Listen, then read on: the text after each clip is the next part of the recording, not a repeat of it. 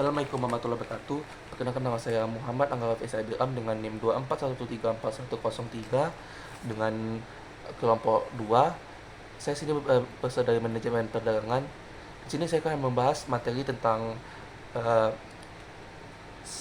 sekuensial dan percabangan. Nah, di materi ini kita harus mengenal apa itu algoritma. Nah, algoritma itu adalah urutan langkah-langkah logis yang sistematis untuk menyelesaikan suatu masalah. Nah, dasar teori algoritma ini dalam pemrograman itu untuk landasan utama bagi seorang developer sebelum bisa merangkai sebuah setiap baris kode program, maka harus bisa bermain logika untuk bisa menemukan akar masalah dan memecahkannya. Nah, algoritma dalam informatika yaitu suatu langkah pemecahan masalah yang dibuat berdasarkan logika dan perhitungan matematis. Jadi, jika disimpulkan, fungsi algoritma ini untuk membantu individu atau kelompok dalam memecahkan akar permasalahan berdasarkan logika yang dimengerti oleh sistem komputer.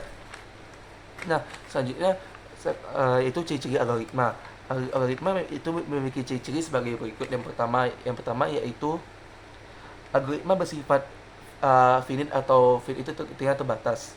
Nah, algoritma harus memiliki langkah-langkah yang berstruktur dan jelas. Tidak boleh ada instruksi yang berputar-putar tanpa henti seperti looping.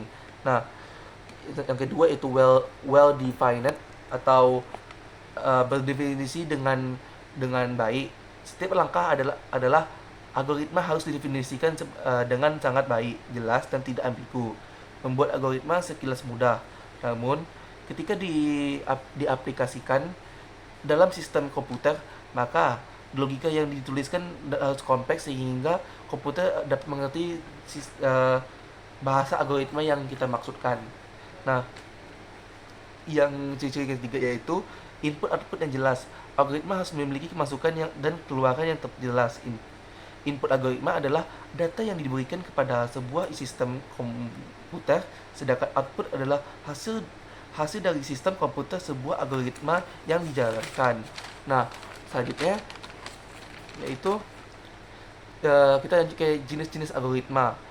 Algoritma itu memiliki algoritma pengurutan, pencarian, recursive, divide, dan conquer.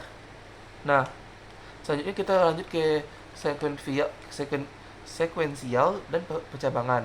Nah, sekuensial ini berarti bertahap, yaitu serangkaian instruksi yang dieksekusi secara berurutan satu persatu dari awal dan akhir, dari atas ke bawah, sesuai urutan penulisan kode. Contohnya seperti kita membuka aplikasi medsos. Waktu sedang membuka aplikasi itu sedang mengambil data ke database. Nah, aplikasinya saat lagi mengambil terjadinya loading. Nah, saat sudah loading itu bertujuan untuk supaya bisa mengambil data dari database-nya. Nah, saat sudah selesai, maka aplikasi bisa dapat dijalankan. Nah, selanjutnya itu percabangan. Percabangan itu struktur kontrol yang memungkinkan program memilih jalur eksekusi berdasarkan kondisi tertentu. Yaitu pertama, keputusan program mengevaluasi suatu kondisi. Pilihan jalur berdasarkan evaluasi program memilih blok kode yang berbeda dan untuk dieksekusi. Fleksibilitas membuat program lebih adaptif dan responsif terhadap kondisi berubah. Nah, selanjutnya kita ke kapan perbedaannya, itu kapan harus kita gunakan sekuensial dan percabangan ini. Nah, kapan kita harus menggunakan sekuensial itu seperti ketika kita membuat tugas yang dilakukan dengan berurutan yang ketat, harus berurut gitu. Nah, yang kedua untuk proses yang sederhana dan linear. Nah, yang kedua yaitu percabangan.